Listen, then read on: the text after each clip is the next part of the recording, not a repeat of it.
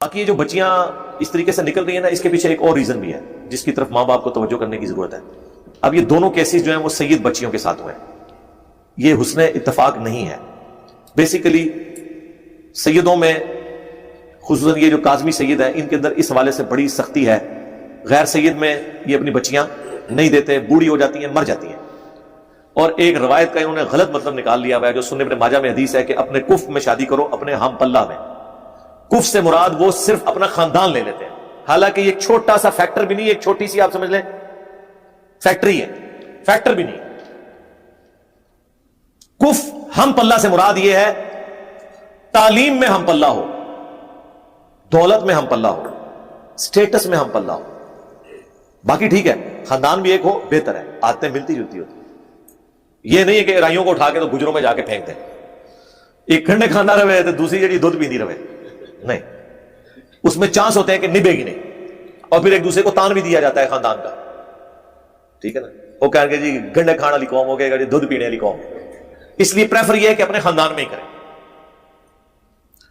لیکن یہ چیز واجب نہیں ہے. نبی الاسلام کا یہ فرمان مشورے کے طور پر. خود نبی الاسلام نے اپنی 2 بیٹیاں بنو امیہ میں دی ہیں. ہاں قریش ضرور تھا، لیکن بہرحال بنو ہاشم کے برابر تو نہیں تھا بنو امیہ. سیدنا عثمان رضی اللہ تعالیٰ عنہ. تو کف ہم پلہ سے مراد یہ ساری چیزیں. اور میں نے دیکھا ہے تعلیم ایک ایسا فیکٹر ہے کہ یہ سارے کے سارے فرق ختم کر دیتا ہے. 2 پڑھے لکھے مرد و عورت چاہے وہ کسی خاندان سے ہیں، ان کا سوچنے کا، سمجھنے کا، زندگی گزارنے کا لیول ایک ہو جاتا ہے تعلیم کی برکت سے. تعلیم ہر چیز کے اوپر سپر سیڈ کر جاتی ہے. تو آج کے دور میں پہلے نمبر پہ میں سمجھتا ہوں تعلیم ہے جو کف ہے. بعد کی چیزیں بھی دیکھیں آپ، دولت بھی، سٹیٹس بھی. اب یہ بہت بڑا ظلم ہے کہ ایک بچی جو بچپن سے گرمیوں میں ایئر کنڈیشن میں سوئی ہے، اسے لا کے آپ جھونپڑی میں لے آئیں اور اسے جو ہے وہ مولا علی کے زہد والی حدیثیں سناتے رہے آپ، اور سیدہ فاطمہ کی چکی والی حدیثیں سنائیں اور لا کے چکی اس کے سامنے رکھتے ہیں. نہیں، اس طرح نہیں ہوگا. چکی والی چاہیے تو جائیں پھر چکی والی لے کے آئے، تو ابھی بھی چکی چلائے گی. اور اتنی سخت جان ہوئے گی جو لڑائی ہوئے گی تو گوڑے تلے دے کے مارے گی. تو ایسے رکھنا، ہاں یہ نہیں ہے. تو ہری چکی ایسی چلائے گی تو شوق بھی پورا ہو جائے گا چکی چلانے کا. بڑا ظلم ہے. اپنے کف میں شادی کر. تو یہ جو اس طرح کا معاملہ کرتے ہیں نا، اس کی وجہ سے پھر سنی شیعہ کا کنفلکٹ آ جاتا ہے. جی سید تو ہیں لیکن وہ سنی ہیں، ہم شیعہ ہیں. یار امام خمینی ان سے بڑا کون سید ہے؟ ان کے داماد جو ہے نا وہ غیر سید ہے، انہوں نے اپنی بیٹی غیر سید کو دی ہوئی ہے. یہ 2 مسئلے پاکستان کے شیعہ کے بڑے عجیب ہیں جو ایران میں نہیں ہیں. ایک نبی الاسلام کی 4 بیٹیوں والا مسئلہ. ایران کے شیعہ میں بہت سے علماء نبی الاسلام کی 4 بیٹیاں مانتے ہیں. بلکہ نہج البلاغہ میں حضرت عثمان کو جب حضرت علی سمجھانے آئے ہیں، جب ان کے گورنروں کی شکایتیں پہنچی ہیں، تو انہوں نے یہی کہا کہ تمہارا معاملہ ابو بکر عمر والا نہیں ہے، تمہیں رسول اللہ کی قرابت زیادہ حاصل ہے، دامادگی کا شرف حاصل ہے، اس لیے تم زیادہ احتیاط کیا کرو. ایک یہ مسئلہ 4 بیٹیوں والا، اور دوسرا سید کا غیر سید سے نکاح. تو امام خمینی نے تو اپنی بیٹی خود غیر سید کو دی ہوئی ہے. اچھا سید یہ کہتے ہیں جی آپ بچی کسی کی لے سکتے ہیں سید کے لیے، اپنی بیٹی نہ دیں. تو امام خمینی نے تو دی ہے. اہل سنت میں بھی بعض لوگوں نے غلوف کیا ہے. پیر میر علی صاحب نے پوری کتاب لکھی، انہی کا وہ پڑپوتا ہے پیر نصیر الدین صاحب، انہوں نے ان کے خلاف فتویٰ لکھا ہے کہ میرے پردادے کا یہ فتویٰ غلط ہے. اس کی وجہ سے ان کے ابا جی پوری زندگی ان سے ناراض بھی رہے کہ اس نے ساڈے بابے نال مخالفت کی ہے. ان کا لیکن یار بابا تو ہم نے اس کو ماننا ہے نا جس کی قبر مدینے میں ہے. ہمارے بابا جان تو وہ ہیں. النبی اولا بالمؤمنین من انفسہم وازواجہ امہاتہم. نبی مومنین کی جانوں پر ان سے بڑھ کر حق رکھتے ہیں، اور نبی کی بیویاں امت کی مائیں ہیں. تو نبی علیہ السلام امت کے کیا ہوئے؟ باپ روحانی طور پر. تو ان کو ماننا ہے نا. تو یہ جو اس قسم کے آپ کو واقعات مل رہے ہیں، اس کے پیچھے اس طرح کی بنیاد کے اوپر بچیوں کو زیادہ عرصے تک بٹھانا، پھر بچیوں کی مرضی کے بغیر ان کے رشتے کرنا. لیکن اس کا یہ بھی نہیں حال ہونا چاہیے کہ بچی بھاگ جائے، انکار کر دے. اگلے دن ایک فون آیا کہ جی وہ اس وقت تو شادی کر لی تھی لیکن طلاق لینی ہے وہ ماں باپ کے روب کی وجہ سے. میں نے کہا اب ماں باپ کو ذلیل کروانے لگے ہو؟ جرت کرنی تھی نا اس وقت، انکار کرنا تھا، وہ ذلت کم تھی. اب شادی کے بعد جب طلاق لو گی تو کیا ہوگا؟ تمہاری دوبارہ شادی میں ایشو آ جائے گا، اور ماں باپ کی جو ذلت اور جو خرچہ ہوا پہلے، پھر اب آپ وہ جو جہیز دیا اور باقی ساری چیزیں وہ آپ کورٹ اور کچہری کے چکر کاٹتے رہو. اس سے بہتر ہے کہ پہلے انکار کر دو، بعد میں جو ذلیل کرنا ہے. لیکن بھاگنے والا کام نہیں ہونا چاہیے. یہ شادی ٹائم پہ نہ ہونا یا مرضی کے خلاف شادیاں کروانا یہ بھی سبب بنتا ہے. میں جسٹیفائی نہیں کر رہا ان بچیوں کو جو بھاگ جاتی ہیں, لیکن ماں باپ کو بھی دیکھنا چاہیے کہ وہ بھی اس قسم کی حرکتیں کرتے ہیں جس کی وجہ سے اس طرح کی ایکٹیویٹیز ہوتی ہیں.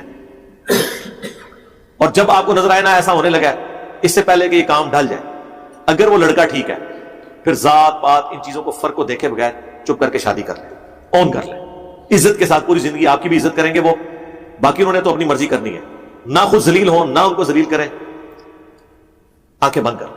میں نے تو سمجھدار ماں باپ دیکھے ہیں, وہ چپ کر کے یونیورسٹی میں اگر کوئی کسی کا ایسا معاملہ چلا ہے وہ کہتے ہیں ٹھیک ہے بیٹا تمہاری زندگی ہے گزارو, ہمیں کوئی اعتراض نہیں ہے. پوری زندگی ایسی بہویں بھی عزت کرتی ہیں, ایسے بیٹے بھی عزت کرتے ہیں اپنے ماں باپ کی. اور جو لوگ گن پوائنٹ کے اوپر کروانا چاہتے ہیں نا, آپ دیکھتے ہیں جناب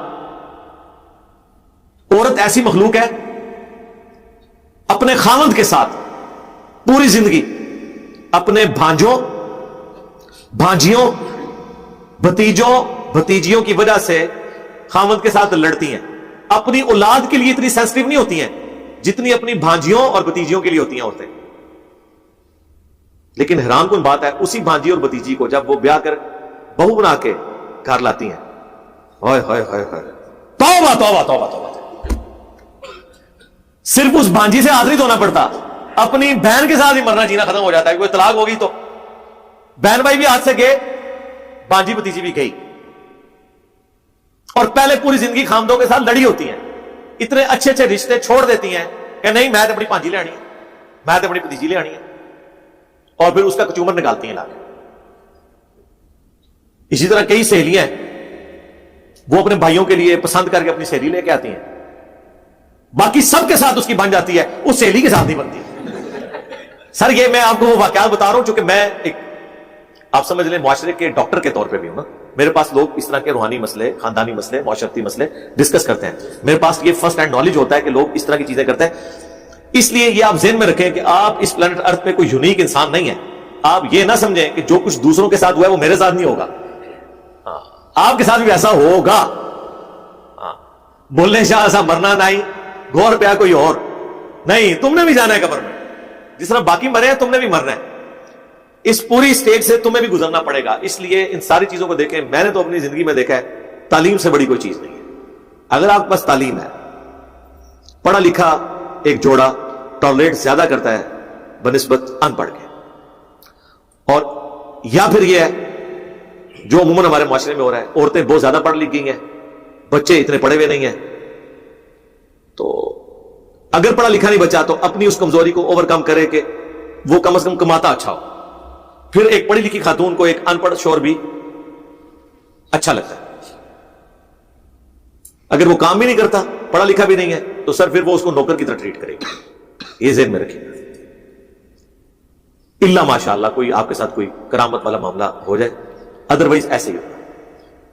کوشش کریں آپ بہت زیادہ پڑھے لکھے ہیں تو بہت زیادہ پڑھی لکھی خاتون کے ساتھ شادی بھی نہ کریں. نارمل پڑھی لکھی ہو, اس میں بھی بہت زیادہ نقصان ہو جاتا ہے اور بعد میں مصیبتیں کھڑی ہو جاتی ہیں. لیکن اتنی کم تعلیم بھی نہ ہو کہ وہ آپ کے بچوں کی تربیت نہ کر سکے. آج کے دور میں ایٹ لیسٹ بیچلر ڈگری تو ہونی چاہیے, ماسٹر ہو تو بہتر, لیکن بیچلر ڈگری کم از کم ضرور ہونی چاہیے. اور ایسی خاتون کے ساتھ شادی کریں ہمارے نوجوان جو ورکنگ لیڈیز نہ ہوں, اگر انہوں نے اپنے باقی معاملات کو ساتھ لے کے چلنا ہے. ورنہ یہ ایک جو عورت ڈگری ہولڈر ہوتی ہے اس کے دماغ میں خواہ خواہ ایک بیماری چلتی رہتی ہے کہ میں نے اب نوکری بھی کرنی ہے, اور نوکری کے ساتھ آپ کو پتا ہے پھر کئی ایک مصیبتیں اور جڑی ہوئی ہیں. بچے پھر نانی اور دادی سنبھال رہی ہوتی ہے. ہاں بعض اوقات ایسا ہوتا ہے کہ پڑھی لکھی عورت اگر جوانی میں بیوہ ہو جائے, اس کی تعلیم اسے کام آ جاتی ہے, وہ کہیں نوکری کر لیتی ہے, لیکن یہ تو کبھی کبھار کا معاملہ ہے نا. وہ تو کیٹاسٹرافک کنڈیشن تو کسی وقت بھی ہو سکتی ہے. ہر ایک معاملے میں ان چیزوں کو دیکھنا پیرلل میں ضروری ہے. اور میں نے حدیث تو پہلے آپ کو بتائی کہ دینداری کو پہلے نمبر پہ دیکھنا ہے. لوگ کہتے ہیں نہیں جی انشاءاللہ شادی کے بعد میں اسے برقع کروا لوں گا. تو قیامت تک کروا لے برقع, اتنا سوکھا کام نہیں ہے. یہ سب کی سب چیزیں پہلے شادی سے طے ہونی چاہیے, ادروائز بعد میں آپ کے لیے مصیبت کھڑی ہو جائے گی. بعد میں کون عمل کرتا ہے؟ آپ اپنے قریبی لوگوں کو نہیں بات سمجھا سکتے تو کیا آپ گن پوائنٹ کے اوپر کروا لیں گے اپنی بیوی کی سے پردہ؟ یہ تو کنوکشن کے ساتھ ضروری ہے. اور کفر میں یہ بھی سمجھتا ہوں کہ کٹر قسم کے فرقوں میں بھی شادیاں نہ کریں کہ ایک کٹر سنی ہے تو کٹر شیعہ میں جا کے شادی کر لے، کٹر وہابی ہے تو کٹر بریلوی سے شادی کر لے. نہیں، جن کے کٹر ٹوٹے ہوئے ہو نا، ہماری ویڈیوز کی برکت سے، اور وہ ماڈریٹ ہوئے ہو، ایک دوسرے کے پیچھے نمازیں پڑھنے قائل ہو، بس ٹھیک ہے، اس کو آپ آگے لے کے چلیں. یہ جو کٹر ہے نا یہ بہت خطرناک ہوتے ہیں. دو کٹر جب آپس میں ٹکرائیں گے ہاں تو دونوں ہی کٹ جائیں گے. اس لیے مہربانی کریں، یہ بعد میں یہ سارے معاملے نہیں دیکھے جاتے، یہ پہلے دیکھے جاتے ہیں. اور اس میں پھر وہی فیکٹر ہے کہ تعلیم یافتہ جو خاتون ہے اس تک بات پہنچانا، اس کو سمجھانا، لاجک پہ قائل کرنا بنسبت ایک ان پڑھ کے یا پڑھے لکھے جاہل کے زیادہ آسان. یہ پڑھے لکھے جاہل جو ہے نا یہ ان پڑھ جاہلوں سے بھی زیادہ خطرناک ہوتے ہیں، کیونکہ ان پڑھ جاہل تو کہیں خاموش ہو جاتا ہے، پڑھا لکھا جاہل خاموش نہیں ہوتا، ہر بات کا کوئی نہ کوئی جواب تلاش کرتا ہے. جس کی نمائندہ مثال وہ لوگ ہیں جو آپ کو ہفتے بعد ممبر پہ نظر آتے ہیں جمعے کے خطبے دیتے ہوئے، علماء. یہ کتے کو بھی حلال کرنا چاہتے ہیں، اور یہ فیکٹر ہر جگہ موجود ہے. پڑھا لکھا جاہل جو ہے وہ ان پڑھ جاہل سے بھی زیادہ خطرناک ہو جاتا ہے.